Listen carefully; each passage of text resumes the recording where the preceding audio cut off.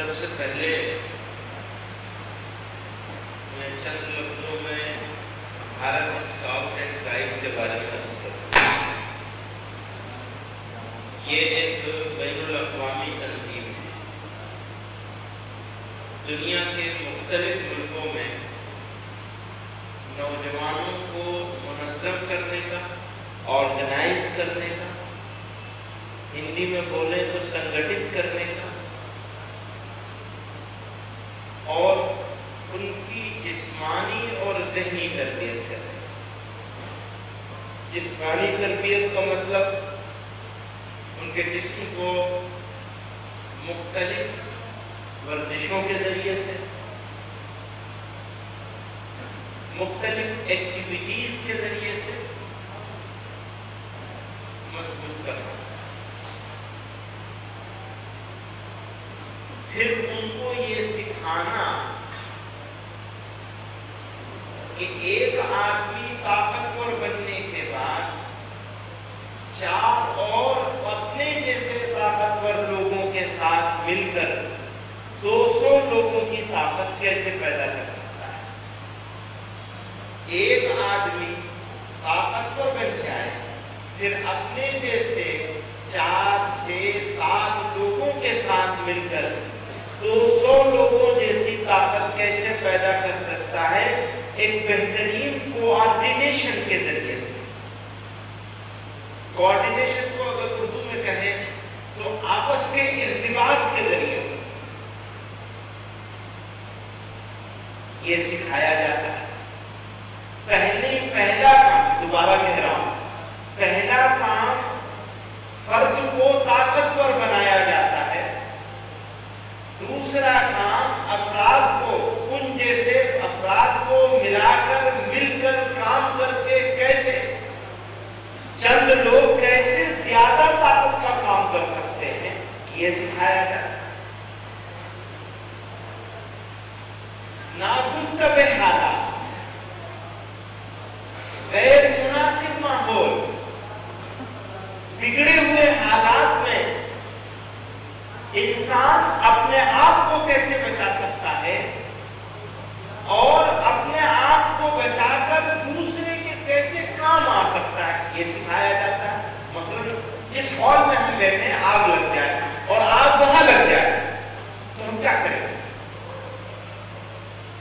جتنے حادثات ہوتے ہیں، آگ لگنے کے، طوفان آنے کے، اچانک پیش آنے والے حادثات میں ہونے والی اموات حادثے کی وجہ سے کم ہوتی ہیں، ہڑبڑی کی وجہ سے زیادہ ہوتی ہیں۔ تو وہ سکھاتے ہیں کہ حالات کو کیسے نمٹنا ہے۔ یہ تیسری چیز، یہ ہو گئی موٹی موٹی باتیں میں نے جسمانی حوالے سے کی۔ پھر ذہنی تربیت، آپ لوگوں کے درمیان اپنے آپ کو لوگوں سے ممتاز کیسے کریں گے؟ ایک ممتاز ہونے کا طریقہ یہ ہے کہ میرے پاس شاندار کار ہو، بہترین اعلیٰ درجے کا مکان ہو، اعلیٰ زندگی جیتا ہوں، بہترین کپڑے ہو، شاندار چشمہ ہو، قیمتی گھڑی ہو، تو لوگ سلام کریں گے، حاجی صاحب آگے، مالدار آدمی ہے، پیسے والے آدمی۔ ایک طریقہ یہ ہوتا ہے دنیا کا، سامنے سلام کرتے، پیچھے گالی بکتے ہیں۔ دوسرا طریقہ یہ ہے کہ آپ لوگوں کے درمیان اپنے عمل کے ذریعے سے عزت کیسے حاصل کریں گے۔ آدمی آپ موجود ہوں یا نہ موجود ہوں، جب آپ کا تذکرہ آ جائے گا یا آپ کا خیال آ جائے گا تو لوگ یہ سوچنے اور کہنے پر مجبور ہو جائیں گے کہ بھئی وہ تو اچھا آدمی ہے۔ کون کون سی چیزیں ہیں جن سے لوگ عزت حاصل کرتے ہیں، جن کا تذکرہ ہم اور آپ خود اچھائی سے کرتے ہیں، وہ کون لوگ ہیں؟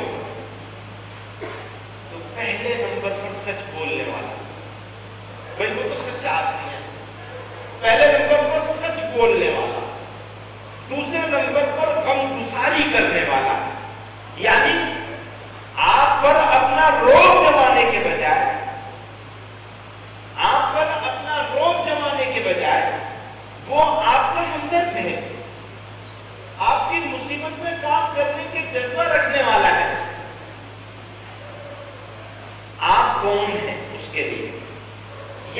آپ کے لیے وہ کون لوگ ہو سکتے ہیں جن کے سامنے آپ کو اپنے جذبات کا اظہار کرنا ہے؟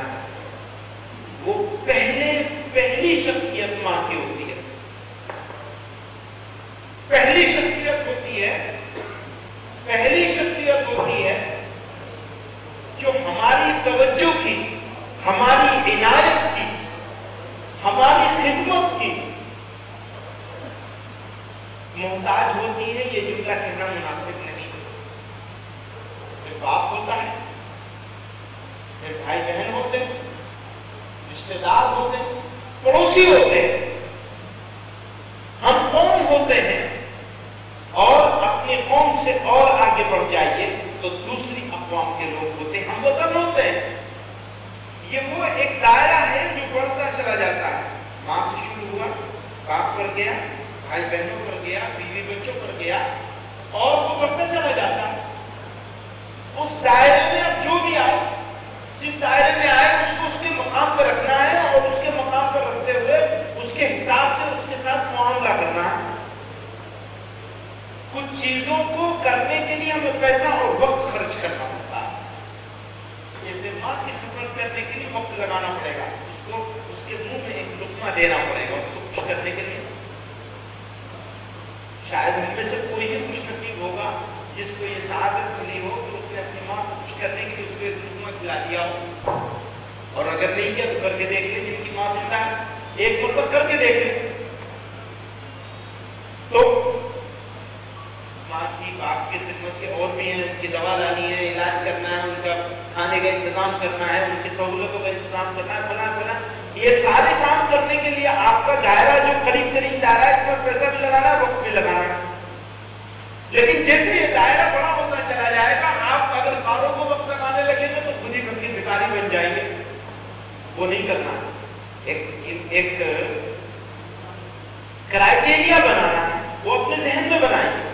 ماں کے لیے یہ کرنا ہے، بھائی بہنوں کے لیے یہ کرنا ہے، پڑوسیوں کے لیے یہ کرنا ہے، شہر والوں، قصبے والوں کے لیے، جس کو ہم نہیں جانتے اس کے لیے ہمیں یہ کرنا ہے۔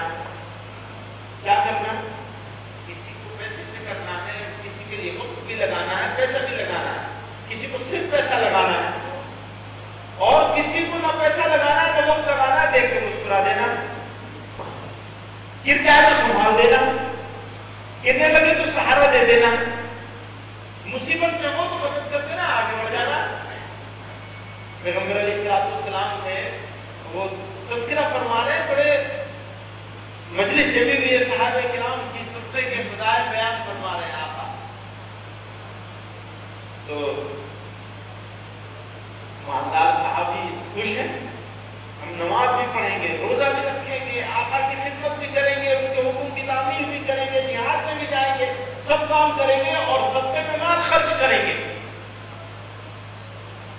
آپ مزے کی بات سنیے، جو غریب صحابہ کرام تھے انہوں نے عرض کیا اللہ کے رسول صلی اللہ علیہ وسلم، آقا یہ تو فائدے میں رہ جائیں گے، ہمارا تو نقصان ہو گیا، ہم کیا کریں گے؟ فرمایا دوسروں کو تکلیف دینے والی چیز کو راستے سے ہٹا دو گے، وہ تمہارے لیے صدقہ ہو جائے گا۔ تو مالدار آدمی صدقہ کرے گا مال خرچ کر کے، غریب آدمی صدقہ کرے گا لوگوں کی مصیبتوں میں مدد کر کے، یا مصیبت سے بچا کر۔ پتھر چلتے چلتے پاؤں سے پتھر ہٹا دیا، ابھی آج کل تو یہ ہو رہا ہے کہ لوگ بڑے بڑے پتھر راستے میں رکھ دیتے ہیں، موٹر سائیکل والے ہیں نا، موٹر سائیکل آرام سے ایسی جگہ کھڑا کر دیں گے جہاں سے راستہ گزرنا راستے چلنے والوں کے لیے مشکل ہو جائے۔ خیر اب اس بحث میں نہیں پڑتا، میں بات چل رہی ہے بھارت اس گورنمنٹ کا، وہ جسمانی تربیت کریں گے، فرد کو مضبوط کریں گے، پھر آپ کو یہ سکھائیں گے کہ یہ فرد مل کر کے افراد کیسے بنتے ہیں، اور یہ افراد کا مجموعہ 2 آدمی 200 لوگوں کا مقابلہ کیسے کرے گا۔ ہو رہا ہے نا، 2 آدمی چند 50 لوگوں کے ہاتھ میں پڑ جاتے ہیں، اور اتنے پڑ جاتے ہیں کہ بیچارے مر جاتے ہیں، چاہے مارنے والوں کی نیت مارنے کی نہ ہو، لیکن وہ پٹتے پٹتے مر جاتا ہے۔ میں کسی کی صفائی نہیں دے رہا ہوں، میں کہنا یہ چاہتا ہوں کہ یہ 2 آدمی اگر اپنے آپ کو اس کوآرڈینیٹو پوزیشن میں لے آئیں اور اپنے جسم کو مضبوط کر لیں، 200 آدمی ان کو کبھی نہیں مار سکتے، کبھی نہیں مار سکتے۔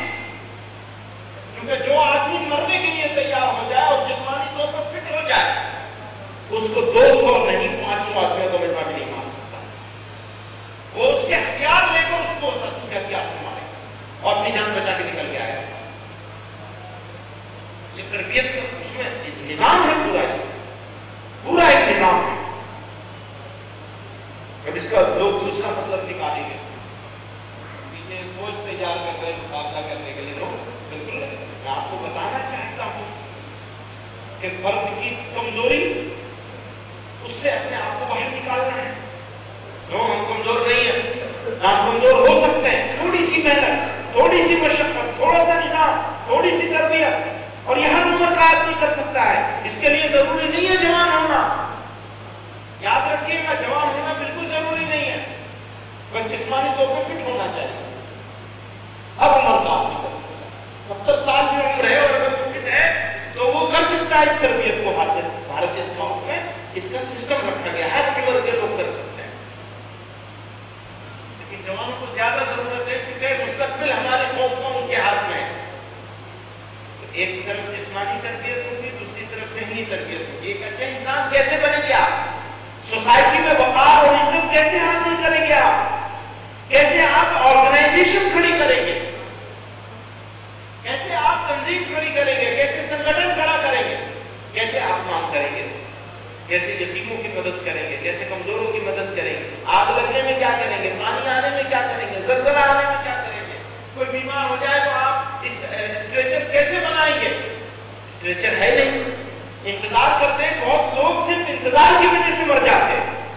अगर हर मोहल्ले में हमारे ऐसे 4 जवान, 6 जवान, 10 जवान मौजूद हो जो ये जानते हो कि कैसे स्ट्रेचर बनाया जाता है और कैसे पुलिस को लेकर भागा जाता है, और अगर हार्ट अटैक हो जाए तो उस सूरत में हम लोग क्या मदद कर सकते हैं फर्स्ट एड की। एक्सीडेंट हो गया, खून बह रहा, खून कैसे रोका जाएगा। डॉक्टर के आने तक, एम्बुलेंस के आने तक, हमारे मुल्क में तो एम्बुलेंस जब आती है जब लाश उठाने का वक्त होता है। आप लोगों को मरने से बचा सकते हैं। ऑफ कोर्स किसी की मौत आई है तो हम कुछ नहीं कर सकते, लेकिन बचाने की कोशिश जरूर कर सकते हैं। वो तो अल्लाह ताला ने किसी की मौत बताई कर दी है तो हमें कुछ कर सकते, ना आप कुछ कर सके, ना डॉक्टर, ना अस्पताल। लेकिन ये नहीं होना चाहिए कि अस्पताल पहुंचने वक्त पर पहुंच न पाने की वजह से, फर्स्ट एड न मिल पाने की वजह से लोग मर जाए। फर्स्ट एड मिल जाती है, कितने लोगों को उनकी जान बचाई जाए। तो ये एक निजाम है जिसको भारत स्काउट एंड गाइड चला। हम लोग पिछले 4-5 सालों से इसके ऊपर काम कर रहे हैं और तकरीबन 5-6 हजार से कुछ ऊपर लोगों को इब्तदाई तरबियत दी गई है। उनके यहाँ प्रवेश का लफ्ज इस्तेमाल होता है, हिंदी जो लोग जानते हैं वो समझते होंगे, एंट्री, दाखिला। तो वो 5 दिन का प्रवेश का होता है और उसके बाद में 3 दिन का होता है। प्रवेश 3 दिन होता है, प्रथम 5 दिन होता है। जब वो पहली में यानी आप प्रवेश करेंगे और 6 महीने उस काम को रोजाना चलाएंगे जिस काम को आपको उस 3 दिन में सिखाया गया है। और जब इसको बराबर करते रहेंगे तो आपको फिर 5 दिन की ट्रेनिंग होगी, उसको प्रथम कहा जाता है और फिर आगे आगे एडवांस में चला जाता है। ये तो है भारत स्काउट एंड गाइड।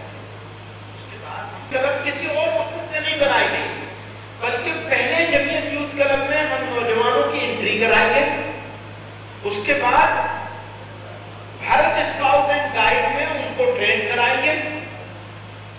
जब कोई आदमी बीच में भागेगा नहीं, तरबियत के वक्त में बीच में भागेगा नहीं, दिलचस्पी लेगा और उस काम को लगातार करता रहेगा, तो फिर एक मेयार पर पहुंचने के बाद जो कि लगातार 1.5 साल तक 18 महीने तक कोशिश के बाद हासिल होगा, तो उनको जमीयत का एक शोबा है खादिम मिल्लत, वो खादिम मिल्लत का तो वो किया जाएगा। नहीं, उसमें एंट्री की जाएगी, दाखिला किया जाएगा और जब वहां दाखिल हो जाएगा तो अब उसका काम शुरू होगा। अभी तक ये पीरियड है ट्रेनिंग का। मेंबरशिप आप दाखिल होंगे यूथ क्लब में, ट्रेनिंग हासिल करेंगे भारत स्काउट एंड गाइड की, और जब वो भारत स्काउट एंड गाइड के 3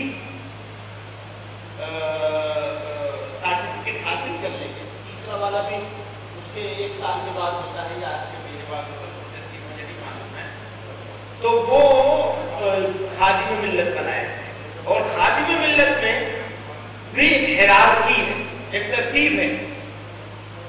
خادم ملت ہوگا، پھر کیا ہوگا؟ نقیب ہوگا اس کے بعد، ہے نا؟ ایسے ہی ہے نا؟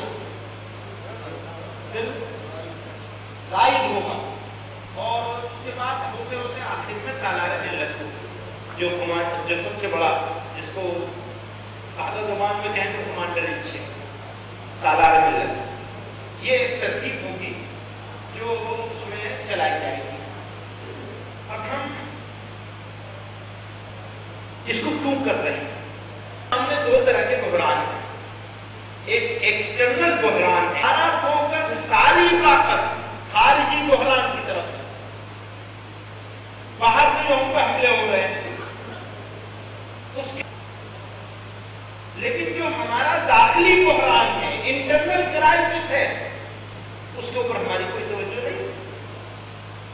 مضبوط اور طاقتور نہیں بنا لیں گے جب تک ہمارے بیچ میں کوآرڈینیشن نہیں ہو جائے گا، جب تک ہم ایک اینٹ اور دوسرا آرگنائز نہیں ہو جائیں گے، جب تک ہم سنگٹھت نہیں ہو جائیں گے، جب تک ہم ایک دوسرے سے حسد کرنا، دشمنی کرنا، جب تک ہم جلنا نہیں چھوڑ دیں گے، جب تک ہمارے سامنے کوئی مقصد نہیں ہوگا زندگی کا، جب تک ہمارا ایٹیٹیوڈ، ہمارا رویہ پوزیٹیو نہیں ہو جائے گا، مثبت نہیں ہو جائے گا رویہ، تب تک ہم ایک مضبوط قوم نہیں بن سکیں گے.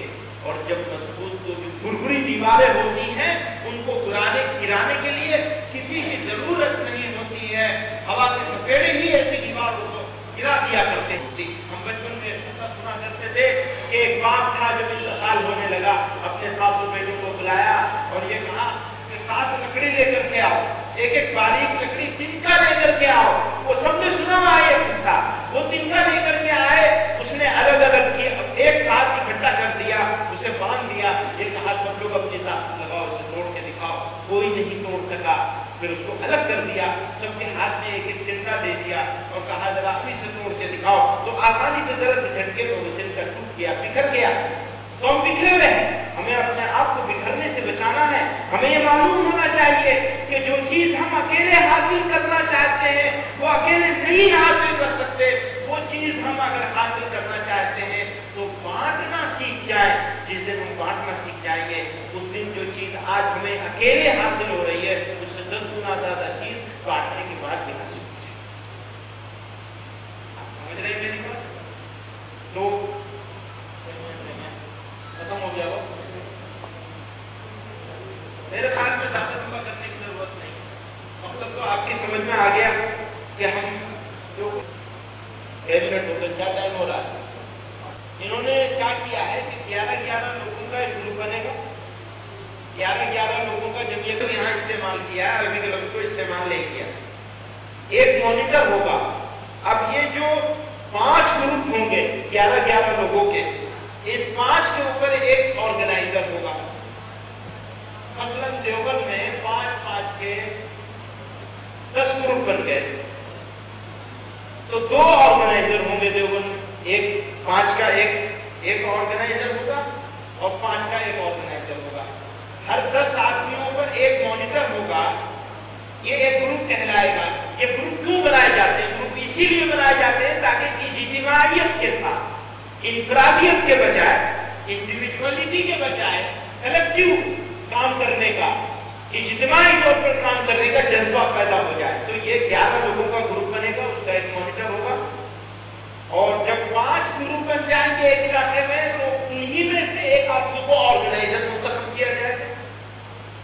پھر آرگنائزروں کے اوپر رائد ہوگا، رائد کے اوپر نقیب ہوگا، نقیب کے اوپر سالار ہوگا اور سالار کے اوپر سالار ملت ہوگا. یہ ایک نظام بنے گا جو اب سے 1 سال بعد یہ شروع ہو جائے گا انشاءاللہ. جو لوگ آج جڑیں گے ان کو 1.5 سال لگے گا اس جگہ تک پہنچنے میں کہ ان کی انٹری ہو وہاں کے لیے، خادم ملت کے لیے. یہ مانیٹر گروپ تو ابھی سے بن جائے گا. یہاں سے پھر آپ جائیں گے وہاں بھارت اسکاؤٹ اینڈ گائیڈ میں، اور جب وہ ایک لیول کراس کر لیں گے جسمانی اور ذہنی تربیت کا اور ثابت کر دیں گے کہ ہاں آپ مستقل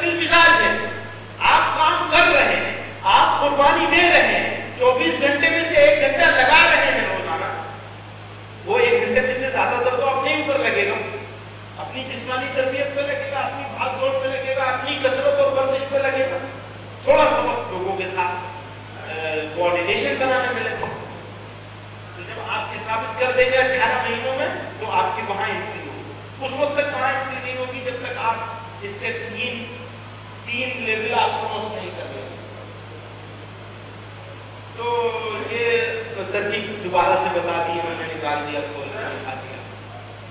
حالانکہ اس کی بہت تفصیل میں جانے کی ابھی ضرورت نہیں ہے. ابتدائی طور پر بھارت جمعیت کلب میں جائیں گے، وہاں سے بھارت اسکاؤٹ اینڈ گائیڈ کی ٹریننگ شروع ہو.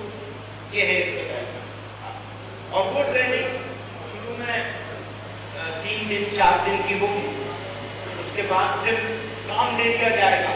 اب آپ کو اپنے محلے میں آ کر روزانہ کام کرنا ہے اور اپنے آپ کو اس پوزیشن پہ لانا ہے کہ اگلی ٹریننگ کے لیے اپنے آپ کو تیار کر سکے، جس کو پرتھم بولتے ہیں. تو وہ فرسٹ اسٹیپ ہوگا. جب آپ اندر ہوں گے پرویش ہو، انٹری ہو جائے گی، پھر پرتھم ہوگا، اور پھر اس کے بعد تیسرے والے کو کیا بولتے ہیں؟ یہاں کوئی موجود نہیں ہے، ایک آدمی موجود ہونا چاہیے کہ بھارت بولتے ہیں، بولتے ہیں تیسرے کو ترتی بولتے ہیں نا. تو وہ ابھی ہم پرتھم ہوگا، پھر ترتیہ ہوگا. تو یہ ہندی طرف ان کی وہ ہے، تھوڑے دن میں سیکھ جاؤں گا.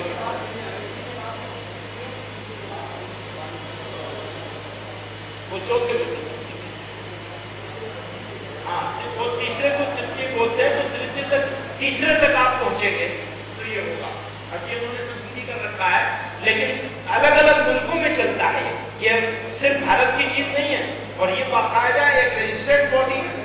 یہ اسی فریم کے اندر ہے جو ہمارا کانسٹیٹیوشنل فریم ہے.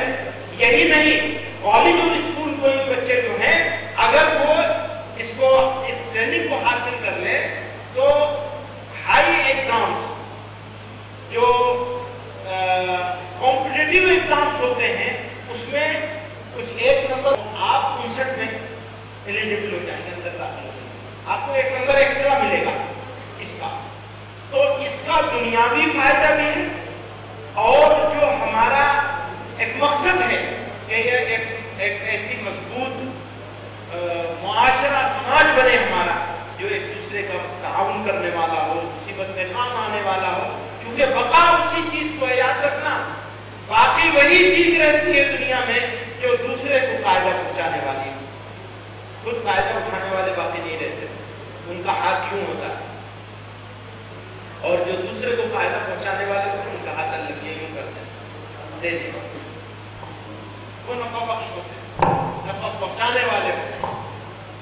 قرآن میں اللہ تعالیٰ نے ارشاد فرمایا وَأَمَّا مَا يَنْفَعُ النَّاسَ فَيَكُونُ. تو میرے بھائیو، یہ موقع ہے آپ کو دیوبند میں کھڑے. میں دیوبند میں کچھ کرنا نہیں چاہتا، ان لوگوں نے نظام بنا لیا. دیوبند میں موجود ہیں، اور دیوبند کے نوجوان ماشاءاللہ بہت کچھ کر سکتے ہیں. آگے پھر آگے آپ لوگ جڑ جائیں گے، اس سے تو بہت سارے کام ہوں گے. اس کی تفصیل میں آج نہیں جاتا. باقاعدہ آپ لوگ اگر اس میں دلچسپی لیں گے اور عملی طور پر اپنے آپ کو کام میں لگانے کے لیے پیش کریں گے تو پھر انشاءاللہ یہاں ترتیب بنے گی، ایک نظام بنے گا. جواب میں تو کام شروع ہو گیا، مظفر نگر میں، سہارنپور میں، اضلاع میں، دیہاتوں میں، شہر میں بھی مظفر نگر میں کام ہو رہا ہے.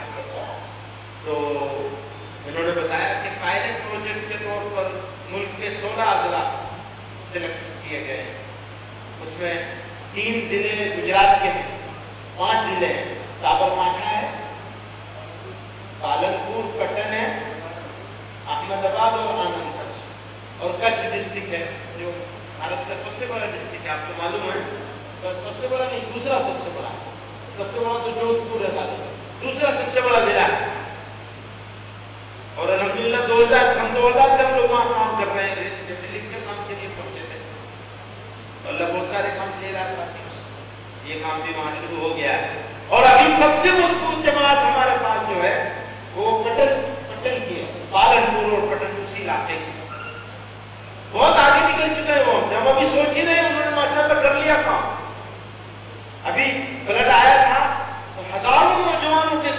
فلڈ کی ریلیف کے کام کے لیے وہ لوگ نکلے اور گاؤں گاؤں محلے محلے جا کر ہندو مسلمان کچھ نہیں، انہوں نے کام کیا اور کام ایسا کیا کہ ان کو جن کو ہم دشمن کہتے سمجھتے ہیں ان کی زبان سے ان کو تذکرہ کرنے پر مجبور کر دیا۔